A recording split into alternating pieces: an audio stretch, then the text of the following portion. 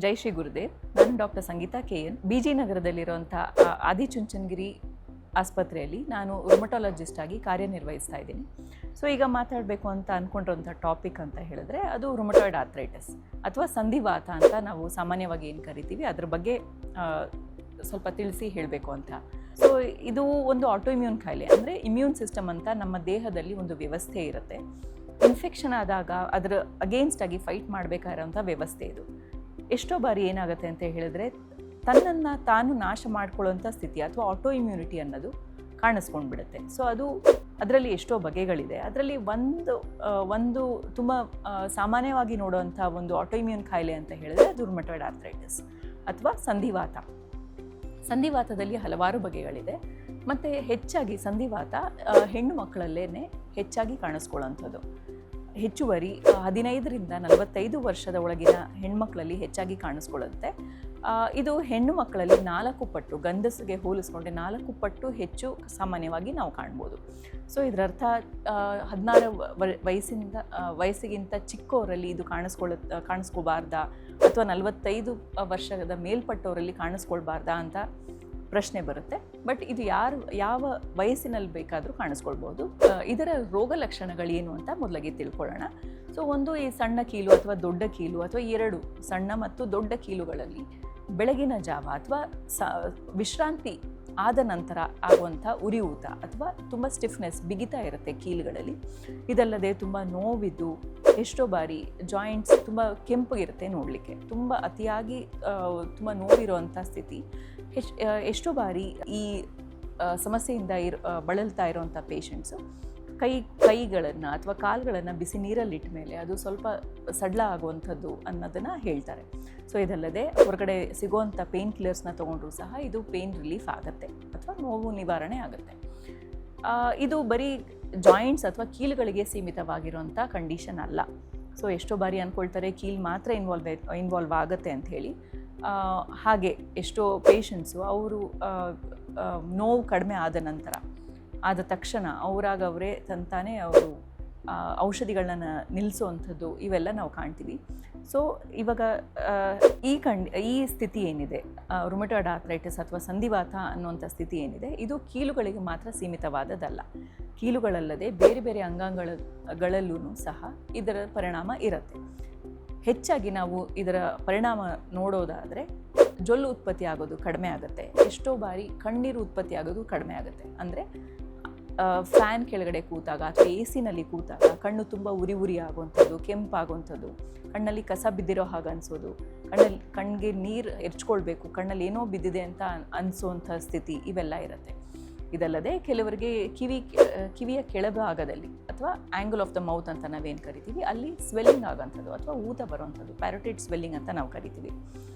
ಎಷ್ಟೋ ಬಾರಿ ಮಾತಾಡಲಿಕ್ಕೂ ಕಷ್ಟಪಡ್ತಾ ಇರ್ತಾರೆ. ಅಂದರೆ ಮಾತಾಡುವಾಗ ಪದೇ ಪದೇ ನೀರು ಕುಡಿಬೇಕು ಅಂತ ಅನಿಸೋವಂಥದ್ದು, ಇಡ್ಲಿ, ದೋಸೆ ಅಥವಾ ಈ ಥರ ಡ್ರೈ ಐಟಮ್ಸ್ನ ನುಂಗುವಾಗ ತುಂಬ ಹಿಂಸೆಪಟ್ಟು ಗಂಟಲೇ ಸಿಕ್ಕಾಕೊಳ್ಳೋಂಥ ಫೀಲಿಂಗ್ ಇರುತ್ತೆ. ಈ ಥರ ಇರುವಂಥ ಪೇಷಂಟ್ಸು ಪದೇ ಪದೇ ನೀರು ಕುಡಿಬೇಕು ಅಥವಾ ರಾತ್ರಿ ಮಲಗಿರುವಾಗಲೂ ಅಷ್ಟೇ ಪದೇ ಪದೇ ಎದ್ದು ನೀರು ಕುಡಿಬೇಕು ಅನ್ನಿಸ್ತಾ ಇದೆ ಅಂತ ಹೇಳೋದುಂಟು. ಇದು ಜೊಲ್ಲು ಉತ್ಪತ್ತಿ ಮತ್ತು ಕಣ್ಣೀರು ಉತ್ಪತ್ತಿ ಬಗ್ಗೆ ಸಂಬಂಧಪಟ್ಟಾಗೆ ಇರುವಂಥ ರೋಗ ಲಕ್ಷಣಗಳು. ಇದಲ್ಲದೆ ಇದು ನರಗಳಿಗೂ ಸಹ ಅಫೆಕ್ಟ್ ಮಾಡಬಹುದು. ಹೆಚ್ಚಾಗಿ ನಾವು ಅಂಗೈಯಲ್ಲಿ ಸ್ವಾಧೀನ ಕಡಿಮೆ ಆಗುವಂಥದ್ದು ಅಥವಾ ಜುಮ್ ಅಂತ ಅನಿಸೋದು, ಕಾರ್ಪಲ್ ಟನಲ್ ಸಿಂಡ್ರೋಮ್ ಅಂತ ನಾವು ಕರಿತೇವೆ. ಸೊ ಆ ರೀತಿ ಆಗುವಂಥ ಸಿಂಪ್ಟಮ್ಸ್ನ ನಾವು ನಮ್ಮ ಪೇಷಂಟ್ಸಲ್ಲಿ ಹೆಚ್ಚಾಗಿ ಕಾಣ್ತೀವಿ. ಇದಲ್ಲದೆ ರೋಗ ಸರಿಯಾಗಿ ನಿಯಂತ್ರಣದಲ್ಲಿ ತಗೊಳ್ಳದೆ ಹೋದರೆ ಕಾಲುಗಳ ನರಗಳು ಇನ್ವಾಲ್ವ್ ಆಗೋ ಸಾಧ್ಯತೆ ಇರುತ್ತೆ.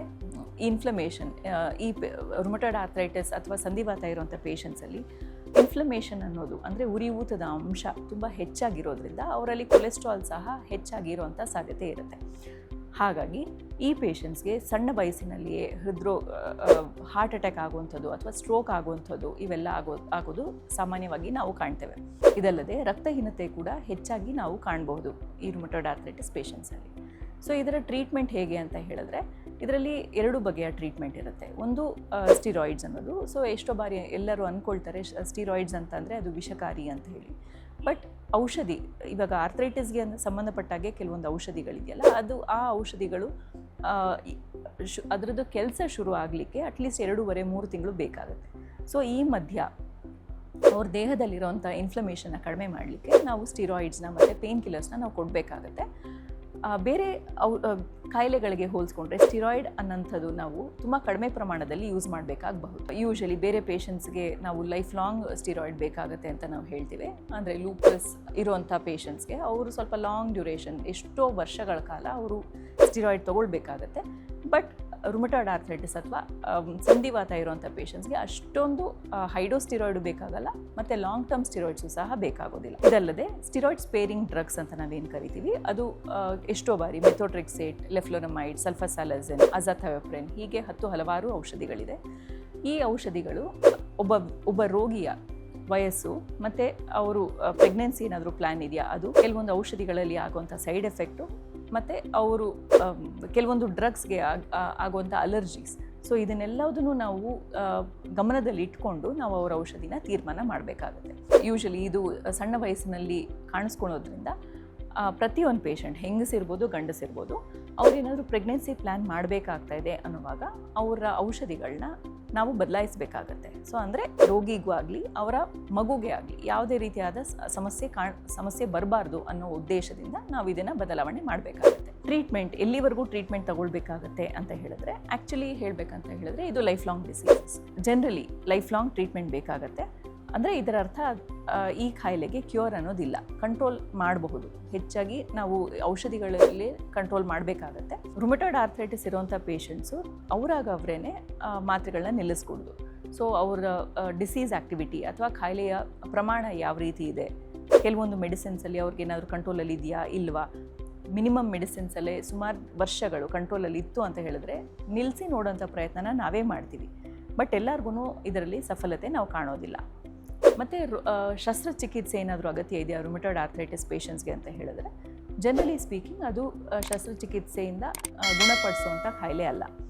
ಬಟ್ ಎಷ್ಟೋ ಬಾರಿ ರುಮಟಾಯ್ಡ್ ಆರ್ಥ್ರೈಟಿಸಿಂದ ನರಗಳ ಇನ್ವಾಲ್ವ್ಮೆಂಟ್ ಆಗುತ್ತೆ, ಅಥವಾ ಸಂಧಿವಾತ, ಅಸ್ಥಿ ಸಂಧಿವಾತ ಅಂತ ನಾವೇನು ಕರಿತೀವಿ, ಆಸ್ಟಿಯೋ ಆರ್ಥ್ರೈಟಿಸ್, ಈ ರೀತಿ ಏನಾದರೂ ಆದಾಗ ಮಾತ್ರ ನಾವು ಸರ್ಜರಿ ಟ್ರೀಟ್ಮೆಂಟ್ ನಾವು ಪ್ಲ್ಯಾನ್ ಮಾಡಬೇಕಾಗತ್ತೆ.